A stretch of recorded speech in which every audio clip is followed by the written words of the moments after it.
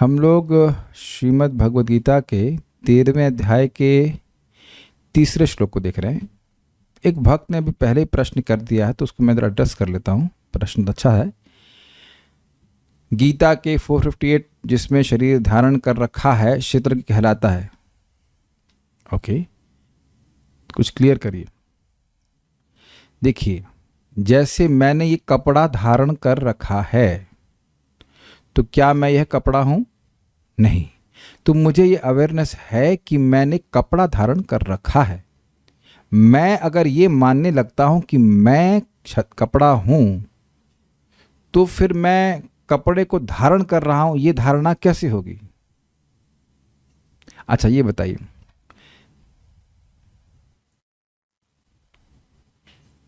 बस यही बात बोलना, और तो कोई उसका उदाहरण देने की जरूरत नहीं। सिंपल है।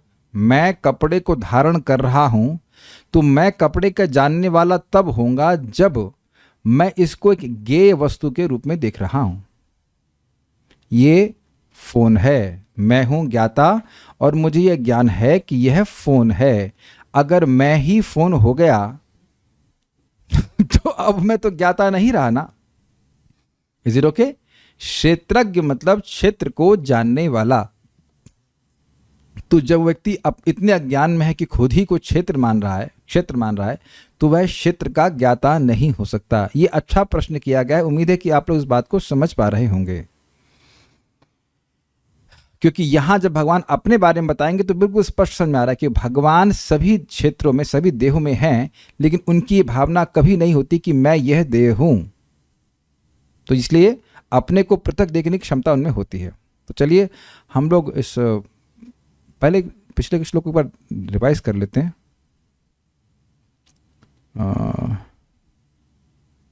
कहाँ था? अर्जुन वाचा, अर्जुन ने कहा प्रकृतिम पुरुषम चैवा। 3 सेट मान लीजिए, प्रकृति और पुरुष, क्षेत्र क्षेत्रज्ञ, एतद् विदुमिच्छामि, ये मैं जानना चाहता हूं, और ज्ञान और ज्ञेय। ठीक है। श्री भगवान वाचा इदम शरीरम कौन्तेय क्षेत्रमित्यभिधीयते। इस शरीर को क्षेत्र कहा जाता है। एतद् यो वेति, जो ऐसा जानता है, तम प्राहु, उसको कहते हैं क्षेत्रज्ञ। इति, इस प्रकार, तद्विधा, जो दोनों को जानने वाले हैं, क्षेत्र और क्षेत्रज्ञ दोनों को जानने वाले हैं, वह उस व्यक्ति को क्षेत्रज्ञ कहते हैं जो क्षेत्र को क्षेत्र समझता है, क्षेत्र के रूप में जानता है, अपने रूप में नहीं जानता। अब भगवान कहते हैं कि एक और व्यक्ति भी है जो क्षेत्रज्ञ है, और वो है स्वयं भगवान, जो कि सभी क्षेत्रों को जानने वाले हैं। वो परम पिता परमात्मा जो अंदर बैठा हुआ है वो हैं भगवान श्री कृष्ण। मेरे पीछे बोलिए, क्षेत्रज्ञं चापि मां विद्धि सर्वक्षेत्रेषु भारत। क्षेत्रज्ञं चापि मां विद्धि सर्वक्षेत्रेषु भारत। क्षेत्र क्षेत्रज्ञयोर्ज्ञानं यत्तज्ज्ञानं मतं मम। क्षेत्र क्षेत्रज्ञयोर्ज्ञानं यत्तज्ज्ञानं मतं मम। क्षेत्रज्ञं चापि मां विद्धि सर्वक्षेत्रेषु भारत। क्षेत्रज्ञं चापि मां विद्धि सर्वक्षेत्रेषु भारत। क्षेत्र क्षेत्रज्ञयोर्ज्ञानं यत्तज्ज्ञानं मतं मम। क्षेत्र क्षेत्रज्ञयोर्ज्ञानं यत्तज्ज्ञानं मतं मम।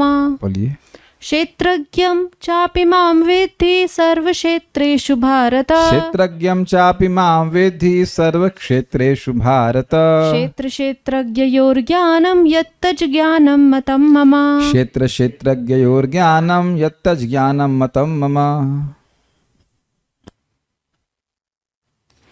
हे भरतवंशी, यहाँ कौन से भरतवंशी हैं? इजी आंसर है अर्जुन, धृतराष्ट्र नहीं। तुम्हें ज्ञात होना चाहिए, तुम्हें ज्ञात होना चाहिए कि मैं भी समस्त शरीरों में ज्ञाता हूँ, और इस शरीर तथा इसके ज्ञाता को जान लेना ज्ञान कहलाता है, ऐसा मेरा मत है। इसको बड़ी सुंदर तरह से गीता भूषण में कहा गया है, ये ज्ञान है और बाकी अज्ञान है। दिस इज़ वेरी इंटरेस्टिंग, क्योंकि एक व्यक्ति हमको यूट्यूब में मैसेज किए, प्रभु जी अगर हम अपने धन को भगवान की सेवा में लगाएंगे तो बच्चों की शिक्षा का क्या होगा? उनकी हायर स्टडीज़ के लिए हमको बहुत पैसा खर्च करना पड़ता है। तो आप समझ गए ना, हायर स्टडीज़ के लिए नहीं, हायर अज्ञान के लिए। Okay, challenge. आज तक जहाँ तक कि आप डिग्री प्राप्त किए हैं और उसका अभिमति है, नहीं अभिमति नहीं, अभिमान है कि हम इतना पढ़ लिए हैं, तो आज तक मैं गीता क्लास की बात नहीं कर रहा हूँ, जो हम मटेरियल स्टडीज़ किए उसमें कब बताया कि क्षेत्र क्या होता है, क्षेत्रज्ञ क्या होता है, और भगवान भी क्षेत्रज्ञ हैं। ओहो बेचारे मायूस लग रहे हैं। इसीलिए हमने प्रौढ़ शिक्षा केंद्र शुरू किया है जो सब पढ़ लिए। एक बच्चा को पूछा अभी आप पढ़ रही हो? नहीं हमारी पढ़ाई हो गई। उन्होंने कहा अच्छा अब शुरू करते हैं, अब शुरू करें। अज्ञान के अंधेरे से जब आप पूरा गहन पार कर जाए तो फिर रोशनी, इसे कहते हैं ना there is light at the end of the tunnel. सुना है भाई, एकदम अंधकार जब बहुत बढ़ जाता है उसके बाद भी प्रकाश होता है। तो ये ज्ञान है। क्यों? क्योंकि सब लोग सोच रहे हैं कि हम ज्ञानी हैं, एक्सेप्ट ये कि हम यह नहीं जानते कि हम हैं कौन। This is quite interesting. उससे कोई फर्क भी तो नहीं पड़ता ना, इससे कोई फर्क पड़ता है कि हम अपने को ना जाने? इससे क्या फर्क पड़ रहा है, जीवन चल रहा है। तो ये हमको बहुत अच्छा लगा कि जो व्यक्ति इस ज्ञान को जान रहा है वो जान रहा है, बाकी कुछ नहीं जान रहा। भारत, हे भारत अर्थात हे अर्जुन, सर्व क्षेत्रेषु समस्त क्षेत्रों में, क्षेत्र का यहाँ पे क्या अर्थ हुआ? सभी शरीरों में, माम च अपि मुझे ही, ये मुझे भी यानी मुझे ही, अपि यहाँ भी के अर्थ में, मुझे ही क्षेत्रज्ञम विधि, मुझे ही क्षेत्रज्ञ जानो। मतलब जो क्षेत्रज्ञ सभी शरीरों में रहने वाला है वह मैं ही हूं ना। समष्टि क्षेत्रों में कहेंगे, समष्टि क्षेत्र में व्यष्टि क्षेत्रज्ञ। आप तो बहुत संस्कृत का बुलवा रहे हैं मेरे से। समष्टि क्षेत्र में जितने भी खेत हैं, जितने भी शरीर हैं, उसमें अगर कोई एक क्षेत्र कॉमन है वो है भगवान। We are all god brothers, god is one, we are all brothers. विधि, जानो। कैसे जाने? सुन के जानो। जो ये क्षेत्रज्ञ है वो सामने ही खड़े होकर के बोल रहे हैं और सुन करके व्यक्ति समझता है। नहीं तो हम सब लोग उस परमात्मा, परम पिता, परमेश्वर का ध्यान करते हैं, लेकिन किसी के मन में, किसी के ध्यान में कोई आ नहीं रहा। ये बहुत मजेदार है। आप किसी को पूछ लो, जो लोग निरंकारी होते हैं या निराकारी, को उस परम पिता, परमात्मा, परमेश्वर का, ये सारे शब्द व्यक्ति बोधक हैं, फिर कहते उस निराकार का बोध। कोई आ नहीं रहा है, कोई आ नहीं रहा है। जैसे मान लो, एक विनोद के लिए बोल रहा हूँ, मान लो किसी लड़की की शादी कहीं तय नहीं हुई, मैं अपने उस परम पति की ध्यान करती हूँ। किसका? उसको नाम ही नहीं बताया है, ना नाम बताया, ना रूप बताया, तो किसका ध्यान करेंगे बताइए? बटेर का। दिस इज क्वाइट इंटरेस्टिंग ना। कोई पत्नी पति को सोच रही है, मित्र को सोच रहा है, कुछ तो पता होना चाहिए ना। तो भगवान कह रहे हैं सुन करके जानो। बटेर मतलब कबूतर। ठीक है। क्षेत्र क्षेत्रज्ञयोः, देह रूपी क्षेत्र तथा जीव और ईश्वर रूपी क्षेत्रज्ञ का यत ज्ञानम, जो तत्व ज्ञान है, तद ज्ञानम, वही ज्ञान, मम मतम, मेरा अभिमत है। समझ गया? श्लोक देखिए। क्षेत्रज्ञम चापि माम विद्धि, मुझको भी तुम सभी क्षेत्रों का, क्षेत्रज्ञम चापि माम विद्धि सर्व क्षेत्र भारत, हे भारत तुम सभी क्षेत्रों का मुझको भी क्षेत्रज्ञ जानो। क्षेत्र क्षेत्रज्ञयोर ज्ञानम, क्षेत्र और दोनों प्रकार के क्षेत्रज्ञों का, अर्थात जीवात्मा का और भगवान का ज्ञान, यत ज्ञानम, जो ज्ञान है, तद ज्ञानम, उसको ज्ञान, मतम ममा, मेरा मत है। मतलब अगर सिंपल शब्दों में कहें, जो क्षेत्र को जानता है और दोनों प्रकार के क्षेत्रज्ञों को जानता है वही ज्ञानी है। अब ये इंटरेस्टिंग पॉइंट है। अगर हम आत्मा को जानें और आत्मा को परमात्मा से मिला दें, तब क्या ज्ञानी हुए कि नहीं हुए? नहीं हुए। यानी कि जो मायावादी लोग हैं, जो कहते हैं, ये कोई भी व्यक्ति कह रहा है कि आत्मा परमात्मा में लीन हो जाएगी, ये आत्मा ही परमात्मा है, बस खाली भूल गई है कि वो परमात्मा है, इत्यादि इत्यादि, तो ऐसी बातें बोलने वाले लोग ज्ञानी नहीं हैं। इसीलिए भगवान इसी श्लोक में आगे कहेंगे, इस अध्याय के ज्ञान को मेरे भक्त ही समझ सकते हैं। क्यों बताइए? क्योंकि हम लोग समझते हैं कि भगवान शाश्वत रूप से हमसे अलग हैं, पृथक हैं, वो हमारे स्वामी हैं, और जो एक बना दिया तो फिर वो गड़बड़ हो गया।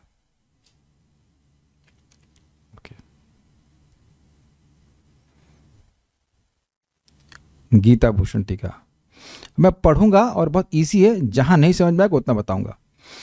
क्षेत्र का ज्ञान होने से जीव को क्षेत्रज्ञ कहा गया। अब भगवान यहां कहेंगे कि परमात्मा भी क्षेत्रज्ञ हैं। हे भारत, यह जानो कि मैं अकेला ही सभी क्षेत्रों का क्षेत्रज्ञ हूँ। अपि शब्द विशिष्टता को इंगित करता है, मतलब ये विशिष्ट क्षेत्रज्ञ है, इज अ स्पेशल क्षेत्रज्ञ इन द सेंस कि वो सबको जानने वाले हैं। जीव अपने व्यक्तिगत शरीर का को भोग और मुक्ति के साधन के रूप में जानते हैं, इसलिए उन्हें क्षेत्रज्ञ कहते हैं। जिस प्रकार नागरिक उस क्षेत्र को जानते हैं जिसके वे मालिक होते हैं और जिसमें वे खेती करते हैं, परंतु मैं एक सर्वेश्वर ही इन सभी शरीरों यानी क्षेत्रों का नियामक और भरण पोषण करने वाला हूं। तो मैं राजा के समान सभी क्षेत्रों को जानने वाला, बिल्कुल स्पष्ट चल रहा है। स्मृति कहती है कि सर्वेश्वर भगवान जो क्षेत्र के भी ईश्वर हैं, वे सभी क्षेत्रों को जानने वाले हैं। क्षेत्राणि ही शरीराणि बीजम चापि शुभाशुभे तानि वेत्ति स योगात्मा ततः क्षेत्रज्ञ उच्यते।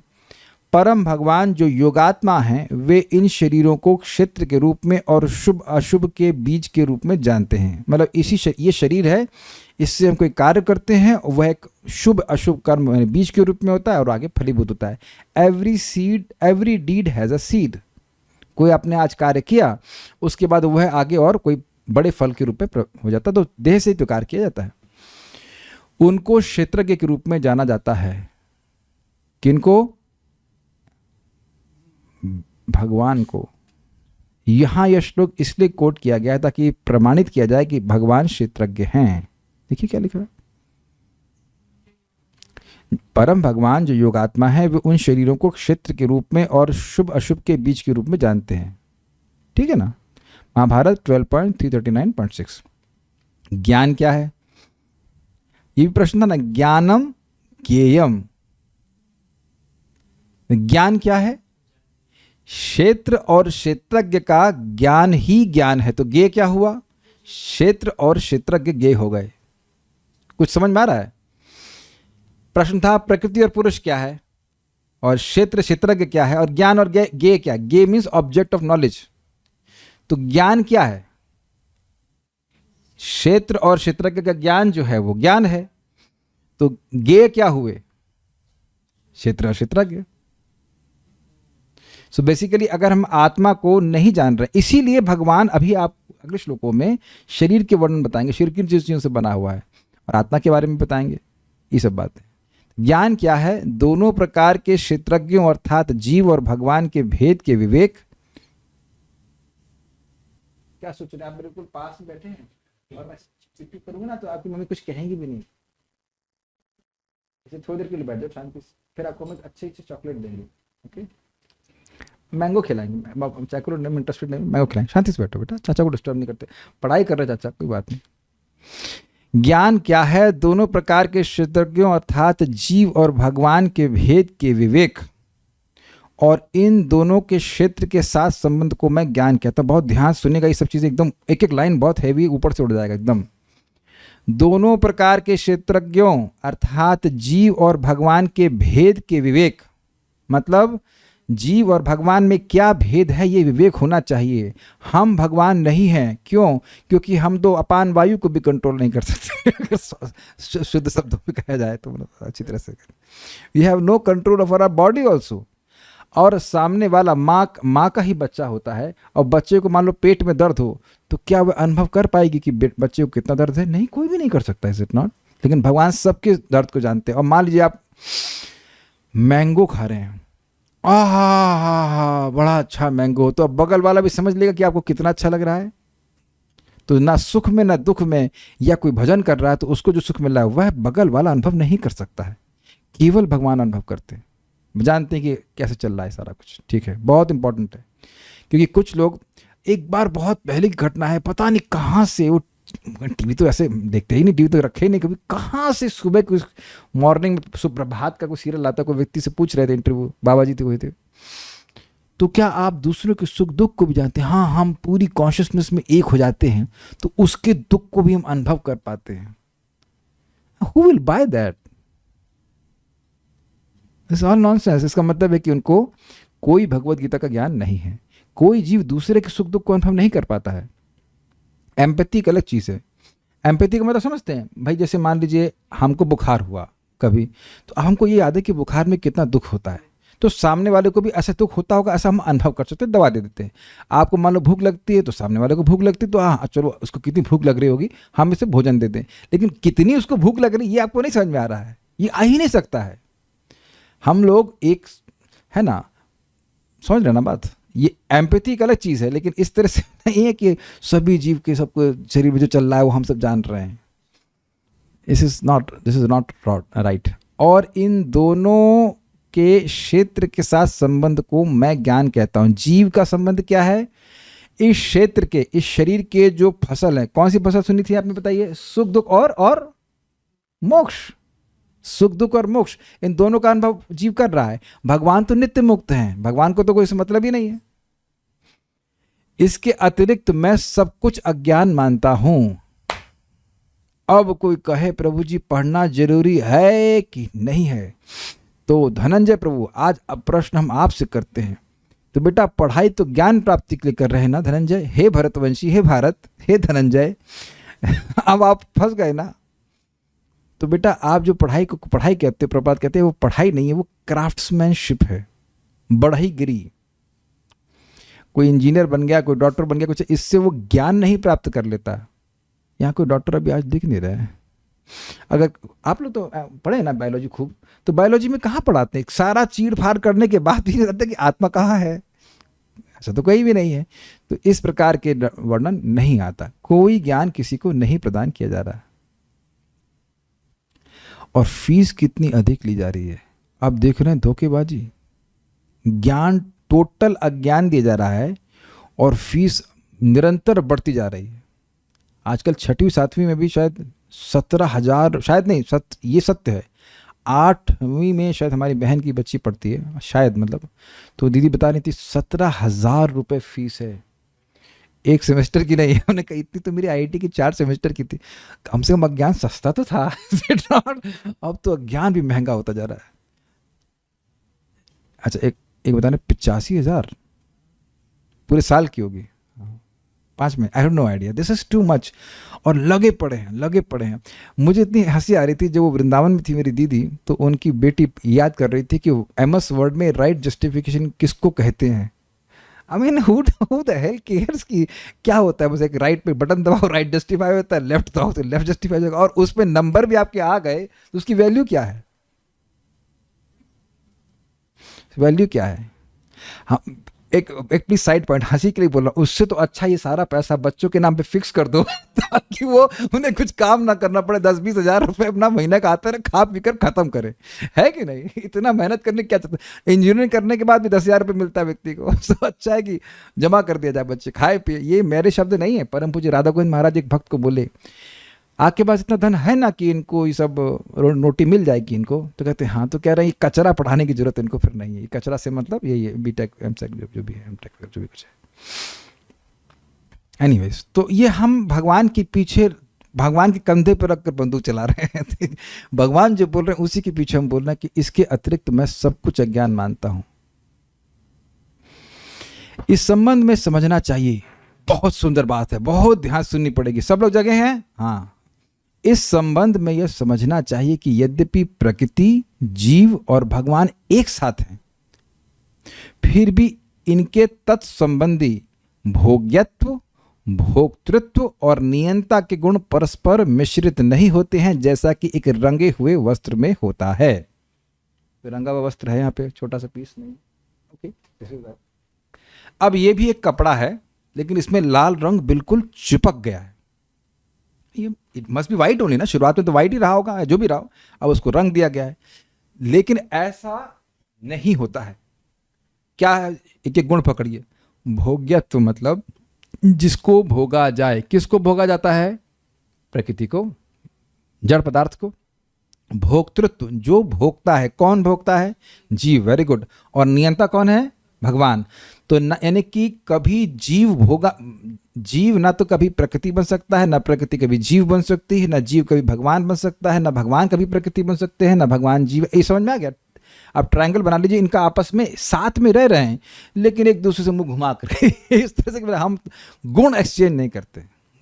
This is brilliantly put. क्योंकि कभी कभी लोग कई बार इस बात को रिपीट किया जाएगा कि कभी भी जीव भगवान बन नहीं सकता। एक बात, भगवान जीव बन नहीं सकते, और दूसरी बात, प्रकृति भी जीव नहीं बन सकती, अर्थात पदार्थ से कॉन्शियसनेस कभी नहीं आ सकती। एकदम सिद्धांत क्लियर हो गया। ओके, तो हम लोग चिपकते नहीं हैं भगवान से। नोट, रंगे हुए वस्त्र की तरह भगवान में कोई दोष नहीं आता। जैसे कि सफेद कपड़े में अगर रंग लग जाए तो दोष आ गया ना, लेकिन ऐसा दाग भगवान में नहीं लगता। यद्यपि वह प्रकृति और जीव के संपर्क में रहते हैं। जीव यद्यपि प्रकृति के संपर्क में रहता है, फिर भी वह कभी प्रकृति नहीं बन जाता और न ही प्रकृति जीव बन जाती है। आज मैं बहुत स्ट्रांगली फील कर रहा था, मैं प्रसाद के समय कल्याणपुर को बोल रहा था, आज के दिन अगर मुझे देखा, मतलब मैं अपने को अनुभव अपना बताऊं तो मुझे बिल्कुल वैसे ही लगता जैसे मैं 21 साल में था। शरीर में एनर्जी भी कोई खास कम नहीं है, और experientially I feel the same kind of enthusiasm. आप पता नहीं आप लोग मेरे पास से रिलेट कर पा रहे कि नहीं, बट स्पेशली भक्ति में आने के बाद आप थोड़े से खुश भी रहते हैं। You don't feel, you are not bogged down, बोलते ना, पीस करके पीस दिया गया आपको, एकदम दबा दिया गया, तो एकदम चूसे हुए आम की तरह से ना, धूप में आप आम रख दीजिए चूस सूख जाता है, वैसा नहीं रहते। We are not in anxiety. Shaili Shukla माता ji, I ask you, you are enthusiastic, आपको नहीं लगता कि यू आर सेम पर्सन? हो सकता है कि थोड़ा शरीर के मतलब कुछ आप फील हो सकता है हल्का फुल्का, लेकिन आप अगर हृदय में देखिए तो एंथुजियाज्म वही रहता है, यानी कि शरीर के जो परिवर्तन है वो आपके उत्साह को नहीं कम कर दे रहा है। I hope this is the message is getting across. ऐसा वेदांतकार भी कहते हैं कि न तो दृष्टांत अभावात, दृष्टांत अभावात नहीं, न तो दृष्टांत भावात, भगवान कभी भी इस भौतिक जगत से दूषित नहीं होते, क्योंकि उसको प्रदर्शित करने के लिए उदाहरण है। श्रुति भी भिन्न गुणों का वर्णन करती है। पृथक आत्मानं प्रेरितारम च मत्वा जुष्टस्ततस्तेनामृतत्वम एति। जो स्वयं को प्रेरित करने वाले से भिन्न जानता है और भगवान की प्रसन्नता के लिए प्रयास करते हैं, वह व्यक्ति ही अमृतत्व को प्राप्त होता है। श्वेताश्वतर उपनिषद। कौन है प्रेरित करने वाला? भगवान। और स्वयं मतलब आत्मा के रूप में समझ रहा है। तो अब जब समझ लेगा कि हमारे सारे कार्यों को प्रेरित करने वाले भगवान हैं, तो उनको प्रसन्न करने के लिए कार्य करेगा, तो वह अमृतत्व को प्राप्त करेगा। कई बार मैंने आपको बताया है कि जैसे आप भोजन बना रहे हैं और वो भगवान को प्रसन्न करने के लिए बना रहे हैं, तो इसको हल्के में नहीं लिया जाए। स च अमृतत्वाय कल्पते, ये अमृतत्व की प्राप्ति कराता है। जैसे भक्त लोग कल कुछ फ्लावर्स लेके आए, तो भगवान को फ्लावर्स अर्पित किए गए। आप देखिए, आप लोग कहोगे कि भक्ति नहीं है, लेकिन हिम्मत नहीं है किसी भक्त की कि उसको सूंघ लें। बताइए, कभी मन में विचार भी नहीं आता। आप पहले अपनी भक्ति के पहले वाला जीवन देखिए, अब फूल लिया तुरंत मेरी नाक के लिए, आई एम द एंजॉयर। या किसी की प्रेमिका हो अगर दुर्भाग्यवश, तो उसके लिए उसका क्या लेके आए, व्हाटएवर। बट आप देखेंगे, इट्स सो नाइस ट्रेनिंग। फूल देखते ही आप सोचते हो कि कृष्ण के लिए, फल देखते ही कृष्ण के लिए। This is all preparing ourselves for liberation. Actually not preparing, it is liberation. पहले समझ लीजिए लिबरेशन का मतलब क्या है। लिबरेशन मतलब ये जो भावना है कि भाई मैं भोगूंगा, इससे भावना से आप बाहर हो जाओ, बस यही तो बंधन है। बाकी सब बंधन का कारण नहीं बनेगा अगर हम इसको कृष्ण के लिए करते हैं।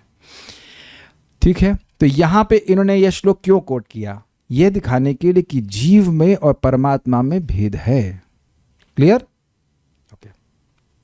ज्ञाज्ञौ द्वौ अजाओ ईशान ईशानाओ, अजा ही एक भोक्तृ भोगार्थ युक्ता। एक सर्वज्ञ है और दूसरा अज्ञ। सर्वज्ञ कौन है? मैं सर्वज्ञ हूं। सॉरी, गलत हो गया। आप लोग भक्त हैं क्या? अच्छा, तो ठीक है, तो मैं आप लोग की पार्टी के हिसाब से बोलता हूँ। सर्वज्ञ भगवान है और अज्ञ मैं हूँ। मुझे लगा कि मायावादियों की पार्टी है, तो जो उल्टा बोल रहा था। नहीं, सर्वज्ञ एकमात्र कृष्ण है और अज्ञ मैं हूँ।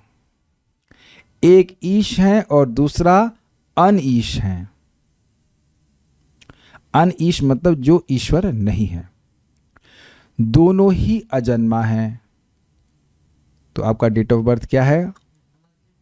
अनादि। नहीं, अगर फॉर्म में लिखा जाए कि डेट ऑफ बर्थ क्या है, तो कहेंगे NA, नॉट एप्लीकेबल, क्योंकि अजन्मा है। आपके पूछ रहे ना, आपका देखा तो नहीं पूछ रहे हैं, लिखो बॉडी का पूछो। समझ आ गया? अजन्मा प्रकृति जीव के भोग के लिए उसके संग है। अजन्मा मतलब प्रकृति भी शुरुआत नहीं है। आगे श्लोक में आएगा, प्रकृतिम पुरुषम चैव विद्यानादि उभावपि। प्रकृति और पुरुष अर्थात जीव को, दोनों को ही तुम अनादि जानो।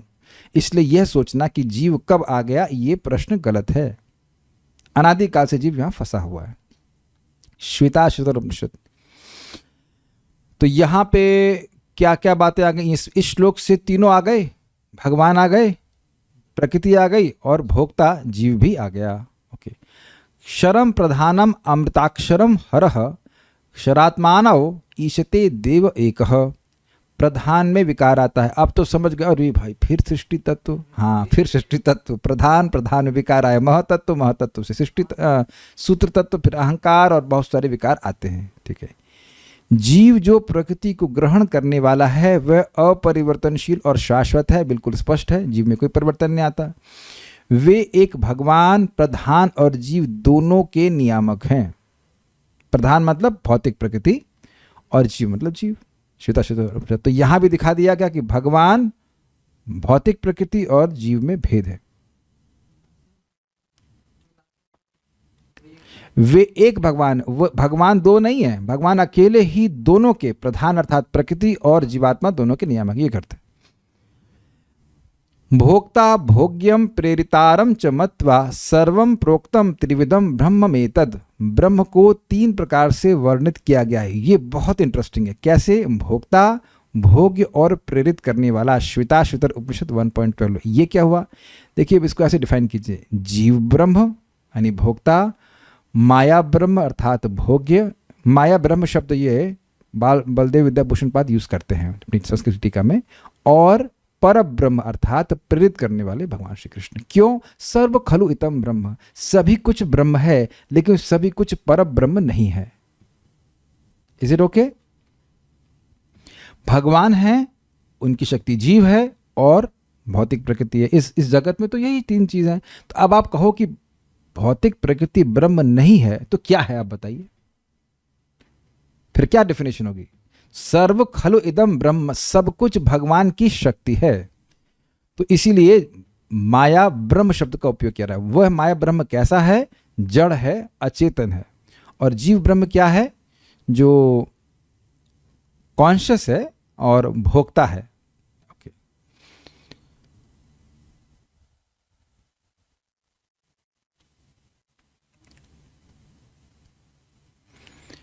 अजाम एकाम लोहिता शुक्ल कृष्णाम बहनी प्रजा सजमानाम स्वरूपः अजो ही एको जुषमाणोनुशेते जहाते एनाम भुक्त भोगाम अजोन्यः।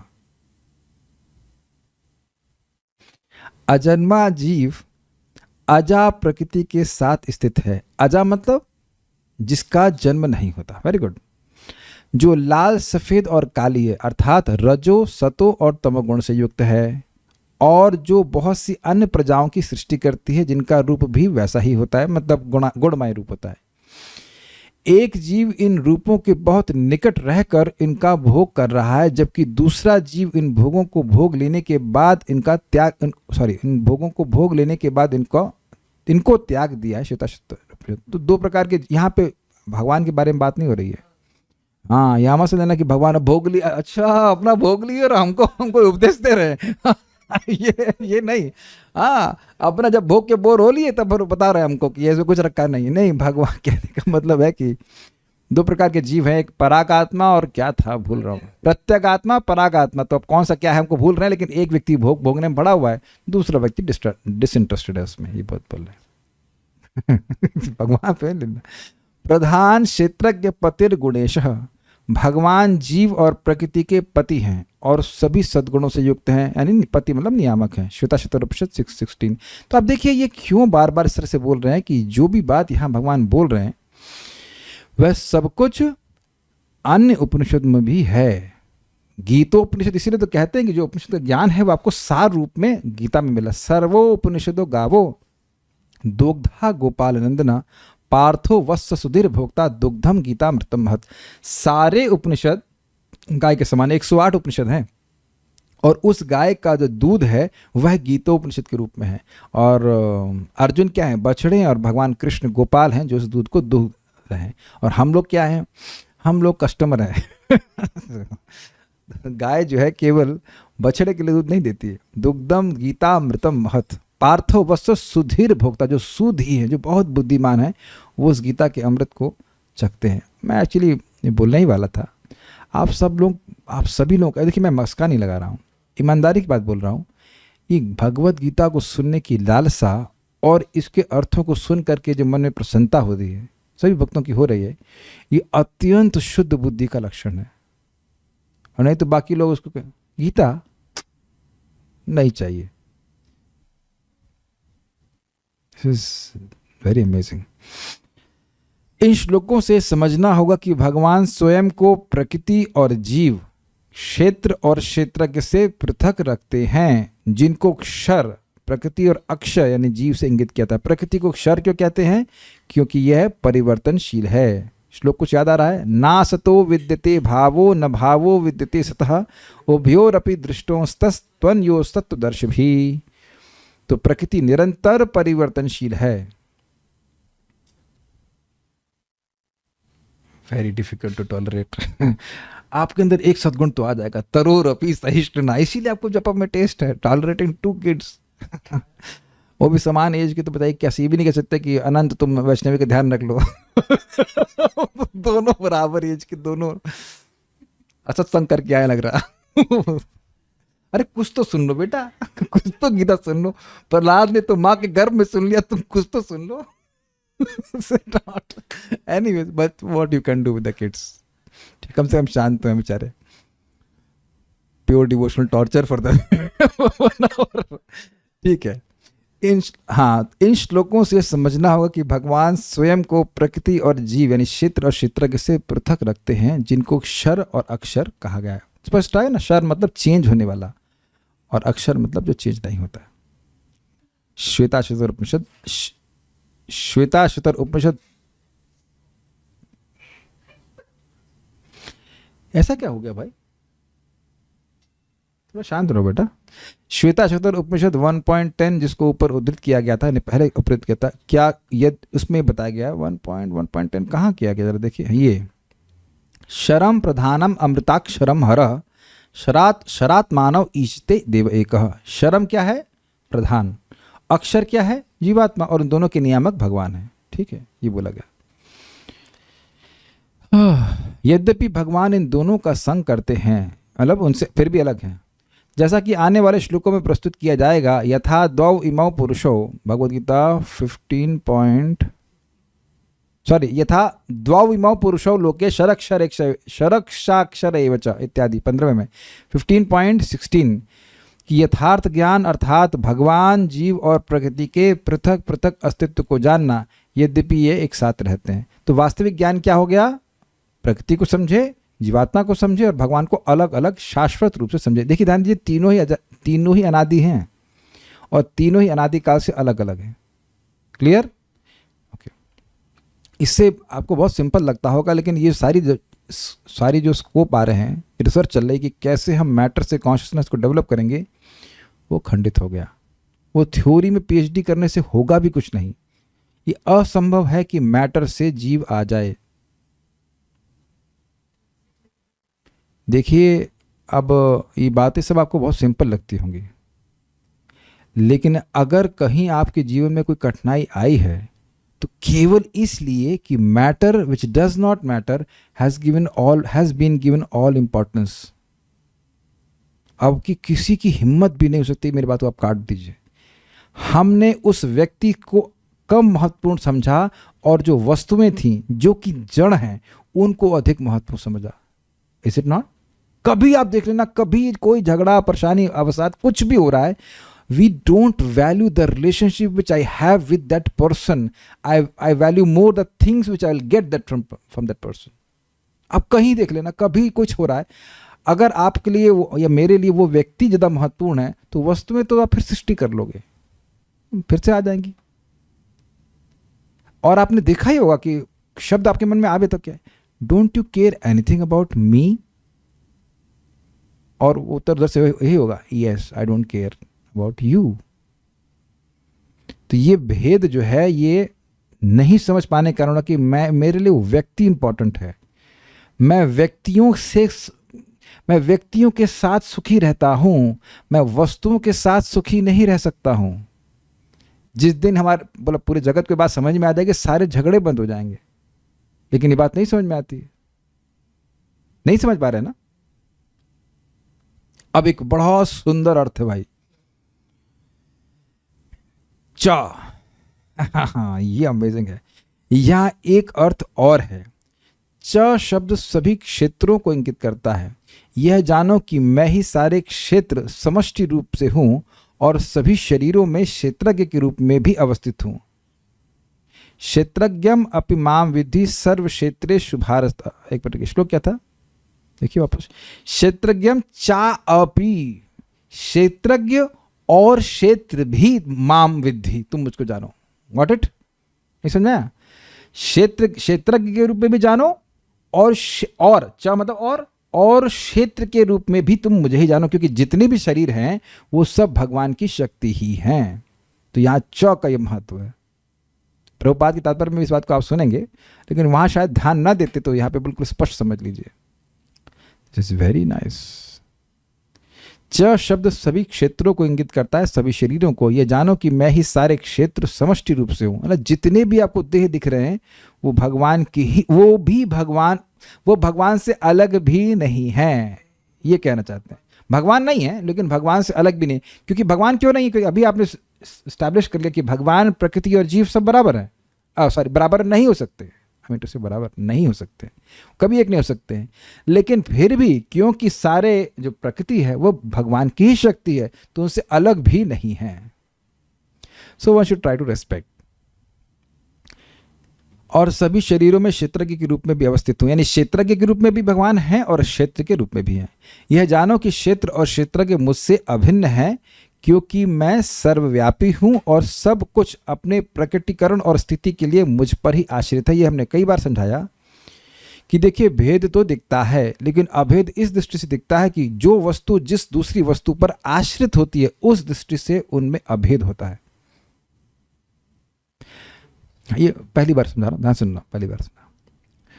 कोई वस्तु अगर किसी चीज पर आश्रित होती है, उससे आती है, तो भले ही भेद दिख रहा हो, लेकिन क्योंकि कोई वस्तु किसी वस्तु से आ रही है, इसलिए अभेद है।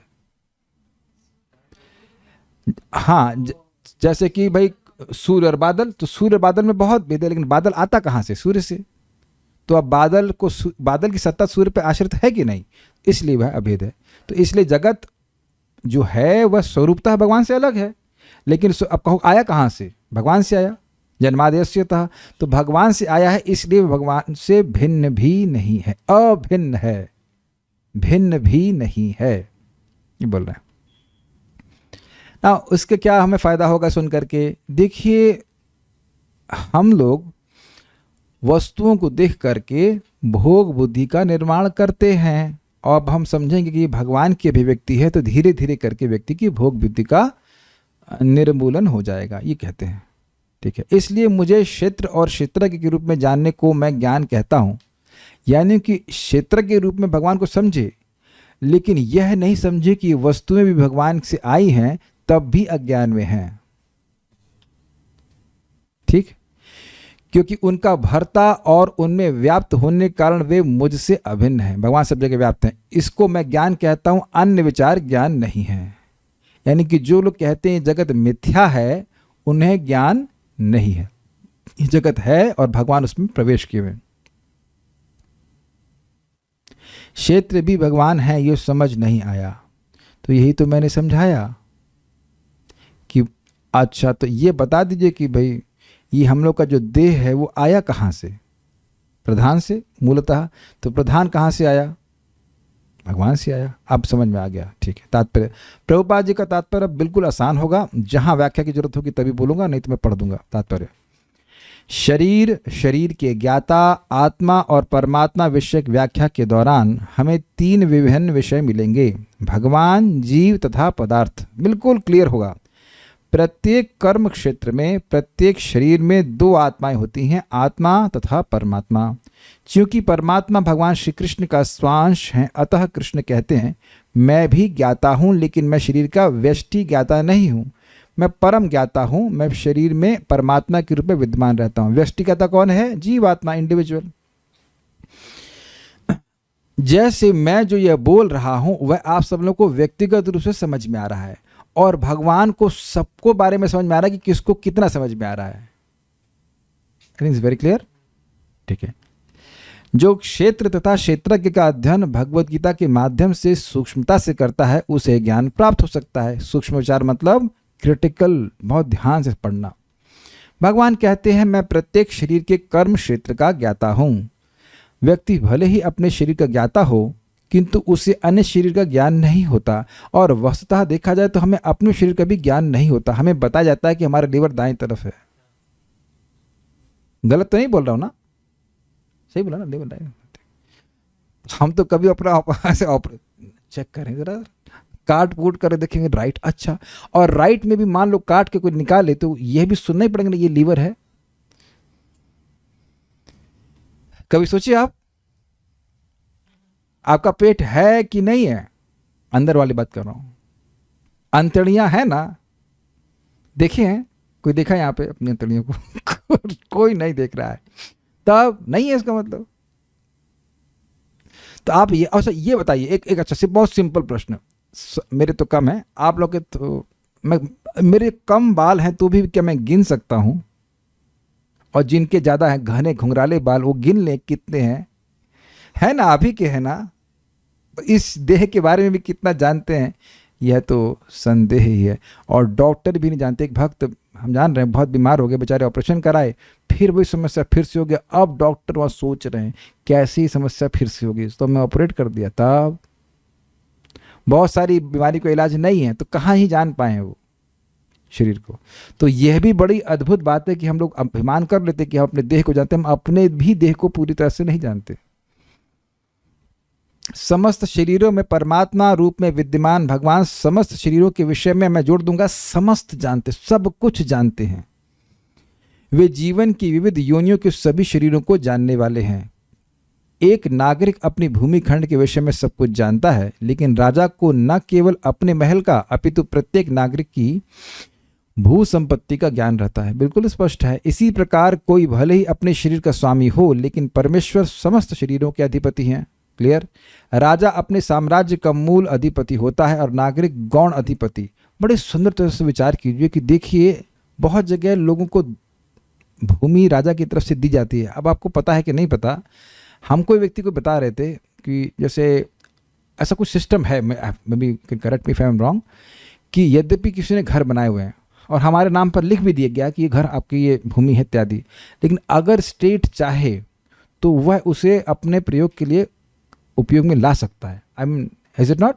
तो वस्तुतः वह स्टेट का ही है, लेकिन हमें एक अधिकृत कहते, ऑथोराइज किया गया कि आप इतने आकाश को घेर करके अपना मकान बना लीजिए।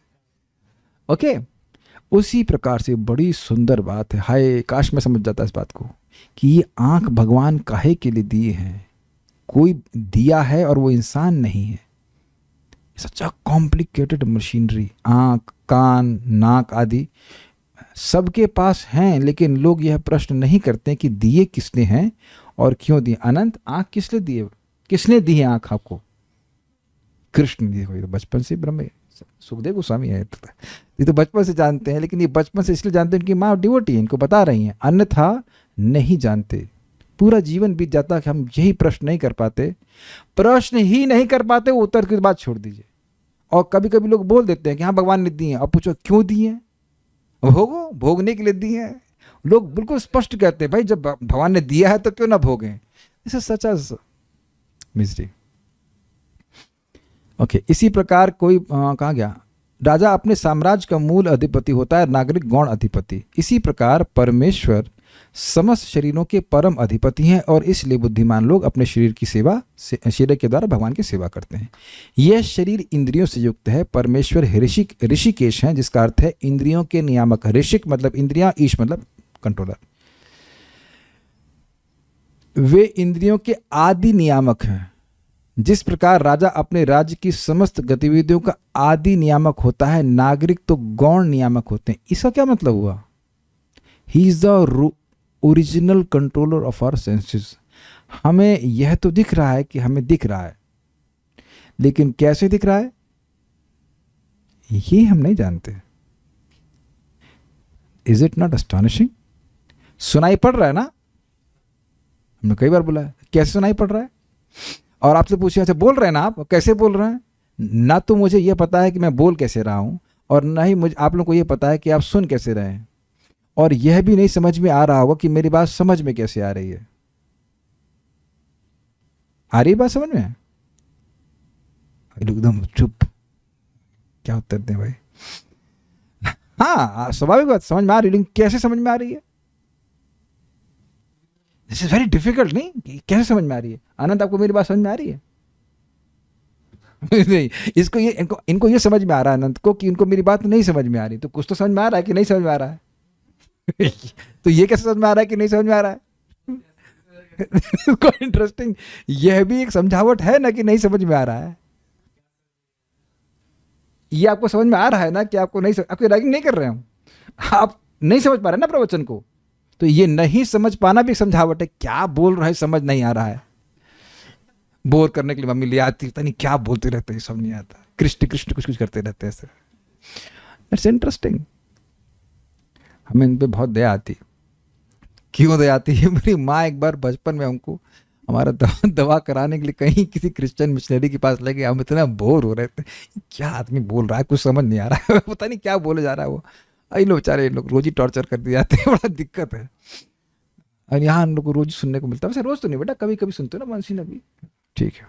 पर पॉइंट इज, नहीं समझ में आ रहा है, यह भी समझ में जा रहा है ना। मान लो मैं चाइनीज बोलना शुरू कर दूं तब, तो ये कैसे हो रहा है? और आप लोग बिल्कुल उसको इजी लेते हो ना, ये लिखा हुआ है कुछ और ये ऋषिकेश जैसा कुछ पेंट कर दिया गया है ना, और it makes sense to you. Have you ever thought about this? यहाँ कुछ लिखा हुआ है ना, मान लीजिए चाइनीज में लिखा होता तब भी तो ये कुछ लिखा ही वजह से लिखता ना। अगर यहाँ पे हेब्रू में कुछ लिख देंगे तो अजीब से कुछ निशान से दिखाई पड़ेंगे। आप उसको केवल एक निशान के रूप में देखोगे। समझ रहे हैं मैं क्या कह रहा हूँ? किसी और भाषा में चाइनीज वाइनीज में लिखा होता तो आप इसको यही मानते हैं कि यह केवल एक चिन्ह है। जिन्हें हमारे संग रेखी सीखी है तो उसमें चौकुरे होता है, अब उसका कुछ अर्थ होता है, आप कहेंगे तो साइन बना हुआ है। जापानीज लोगों के लिए यह शब्द जो है, ये लिखा जो यह एक साइन है, it doesn't make anything to them, कुछ नहीं। ये सब अजीब सा नहीं लगता आप लोगों को? ये सब कैसे हम सब चीजों को पढ़ करके कुछ अर्थ ग्रहण कर रहे हैं? This is all very astonishing. तो ये मैं खाली समझा रहा हूं कि इंद्रियों के आदि नियामक कृष्ण हैं। वह जब कुछ सैंक्शन करते तब अपनी इंद्रियों से हम कुछ भी कार्य कर सकते हैं, ये बात समझना चाहिए। भगवान का कथन है, मैं ज्ञाता भी हूं। इसका अर्थ है कि वे परम ज्ञाता हैं। जीवात्मा केवल अपने विशिष्ट शरीर को ही जानता है। वैदिक ग्रंथों में इस प्रकार का वर्णन हुआ है। ये वही बातें अब फिर से आएंगी। क्षेत्राणि ही शरीराणि बीजम चापि शुभाशुभे तानि वेति संयोगात्मा तथा क्षेत्रज्ञ उच्यते। यह शरीर क्षेत्र कहलाता है और इस शरीर के भीतर इसके स्वामी तथा साथ ही परमेश्वर का वास है, जो शरीर तथा शरीर के स्वामी दोनों को जानने वाला है। इसलिए उन्हें समस्त क्षेत्रों का ज्ञाता कहा जाता है। कर्म क्षेत्र कर्म के ज्ञाता, कर्म क्षेत्र मतलब शरीर, कर्म के ज्ञाता और समस्त कर्मों के परम ज्ञाता का अंतर आगे बदलाया जा रहा है। कर्म का ज्ञाता कौन है? जीव। कर्म क्षेत्र शरीर और कर्मों के परम ज्ञाता भगवान। वैदिक ग्रंथों में शरीर, आत्मा तथा परमात्मा के स्वरूप की सम्यक जानकारी ज्ञान नाम से अभिहित की जाती है। अब इसको हम लोग टीका में पढ़ चुके हैं कि इसको ज्ञान कहा जाता है। ऐसा कृष्ण का मत है। आत्मा तथा परमात्मा को एक मानते हुए भी पृथक पृथक समझना ज्ञान है। एक किस दृष्टि से? गुणवत्ता। अलग किस दृष्टि से? क्वांटिटी के दृष्टि से। जो कर्म क्षेत्र तथा कर्म के ज्ञाता को नहीं समझता उसे पूर्ण ज्ञान नहीं होता। मनुष्य को प्रकृति, पुरुष यानी प्रकृति के भोक्ता अर्थात जीव तथा ईश्वर, वह ज्ञाता जो प्रकृति एवं व्यष्टि आत्मा का नियामक है, उसकी स्थिति को समझनी होती है। उसे इन तीनों के विभिन्न रूपों में किसी प्रकार का भ्रम पैदा नहीं करना चाहिए। यानी तीनों कभी इंटरचेंजेबली चेंज नहीं हो सकते हैं। मनुष्य को चित्रकार, चित्र तथा तुलिका में भ्रम नहीं करना चाहिए। तुलिका मीन्स ब्रश, यह भौतिक क्षेत्र जो कर्म क्षेत्र के रूप में है प्रकृति है, और इस प्रकृति का भोक्ता जीव है, और उन दोनों के ऊपर परम नियामक भगवान है। बिल्कुल स्पष्ट है। वैदिक भाषा में इस प्रकार कहा गया है, श्वेताश्वतर उपनिषद 1.12, भोक्ता भोग्यम प्रेरितारम च मत्वा सर्वम प्रोक्तम त्रिविधम ब्रह्ममेतत्। ब्रह्म के 3 स्वरूप हैं। प्रकृति कर्म क्षेत्र के रूप में ब्रह्म है, स्पष्ट है, माया ब्रह्म, तथा जीव भी ब्रह्म है जो भौतिक प्रकृति को अपने नियंत्रण में रखने का प्रयत्न करता है, और इन दोनों का नियामक भी ब्रह्म है अर्थात भगवान। लेकिन वास्तविक नियामक वही है। कौन? वही है, वही भगवान श्री कृष्ण है। बस अब देखिए, मैं फिर रिपीट करूंगा, अगर कोई टीचर यह कह दे कि हम भगवान हैं, तो अब क्या कहेंगे? ना, यह बात सही नहीं है। क्लियर? किसी भी ज्ञान में आप भगवत गीता को, भागवतम को सामने रख दीजिए, ये क्या भगवान कह रहे हैं, बस भगवान के मत से ऊपर कोई मत नहीं है। ओके, बात हम रिपीट करते रहेंगे, प्रपात बात को रिपीट करते हैं। इस अध्याय में बताया जाएगा कि इन दोनों ज्ञाताओं में से एक अच्युत है और दूसरा च्युत। अच्युत कौन है? अच्युत हैं कृष्ण, जो अपने स्वरूप से कभी च्युत नहीं होते, और हम लोग च्युत हो जाते हैं। अब च्युत ही होते रहते हैं, गिर ही रहते हैं। थोड़ा गीता क्लास में आते तो थोड़ा संभालते, बाकी तो लड़खड़ाते ही रहते हैं। ऐसा ना जैसे वो शराबी आदमी हो, 2-4 लोग संभालते, जैसे वो हटे धर्म से फिर गिर गया। ये हमारी स्थिति है। लेकिन ठीक है, एक श्रेष्ठ है तो दूसरा अधीन है। और कौन कौन श्रेष्ठ है आप समझ रहे हैं? जो व्यक्ति क्षेत्र के इन दोनों ज्ञाताओं को एक मान लेता है, वह भगवान के शब्दों का खंडन करता है, क्योंकि उनका कथन है, मैं भी कर्म क्षेत्र का ज्ञाता हूं। जो व्यक्ति रस्सी को सर्प जान लेता है, वह ज्ञाता नहीं है। शरीर, ये लाइन कहां से आ गई? अब इसका क्या कंटेक्स्ट है? ये कंटेक्स्ट नहीं समझ पाए होंगे। देखिए, मायावादी लोग कहते हैं कि जैसे अंधेरे में व्यक्ति रस्सी को सर्प मान लेता है, उसी प्रकार से हम मान लिए हैं कि हम बस मान रहे हैं कि हम देह हैं, हम तो भगवान हैं, और ये जगत है ही नहीं भाई, केवल स्वप्न देख रहे हो। ये बात गलत है। रस्सी को सर्प मानने का मतलब यह नहीं है कि वहां रस्सी है ही नहीं। ओके, तो इस प्रकार की बातें नहीं कहनी चाहिए। शरीर कई प्रकार के हैं और इसके स्वामी भी भिन्न भिन्न हैं, क्योंकि प्रत्येक जीव की अपनी निजी सत्ता है जिससे वह प्रकृति पर प्रभुता की सामर्थ्य रखता है। अतएव शरीर विभिन्न होते हैं। इसकी व्याख्या पहले करी गई है। अपने कर्म और इच्छाओं के अनुसार व्यक्ति को अलग अलग प्रकार के शरीर प्राप्त हुए हैं, लेकिन भगवान उन सब में परम नियंता के रूप में विद्यमान रहते हैं। यहाँ पर च शब्द महत्वपूर्ण है, क्योंकि यह समस्त शरीरों का द्योतक है। यह श्रीला बलदेव विद्याभूषण का मत है। अब समझ में आया? अच्छा, ढूंढ लिया आपने? क्षेत्रज्ञम चापि माम विद्धि सर्व क्षेत्रेषु भारत। तो मैं शरीर भी हूं, ये भगवान कहते हैं। ठीक है, द्योतक मतलब सूचक, इंडिकेट करने वाला। आत्मा के अतिरिक्त प्रत्येक शरीर में कृष्ण परमात्मा के रूप में रहते हैं, और यहां पर कृष्ण स्पष्ट रूप से कहते हैं कि परमात्मा कर्म क्षेत्र तथा विशिष्ट भोक्ता दोनों का नियामक है। विशिष्ट भोक्ता मतलब जीव। तो बिल्कुल स्पष्ट है, और कोई प्रश्न यहाँ पे मैं समझ नहीं रहा हूँ कि है। ब्रह्म का अर्थ एक बार फिर से बता दीजिए। मैं तो ब्रह्म का अर्थ ब्रह्म ज्योति समझती थी। देखिए, जो आप समझ रहे हो गलत नहीं है, लेकिन ब्रह्म ज्योति के अलावा देखिए बेसिकली क्या है? ब्रह्म मतलब भगवान की शक्ति। तो अब भगवान को भी ब्रह्म कहते हैं, भगवान की शक्ति को भी ब्रह्म कहते हैं, तो उसके 3 विभाजन हो गए। माया ब्रह्म मतलब जड़ पदार्थ, जीव ब्रह्म अर्थात जीवात्मा, और भगवान को भी ब्रह्म कहते हैं। भगवान परब्रह्म, भगवान श्री कृष्ण वह है ब्रह्म कहलाते हैं। Okay, so will stop here. Srimad Bhagavad Gita की जय, श्रील प्रभुपाद की जय, निताई गौर प्रेमानंदे।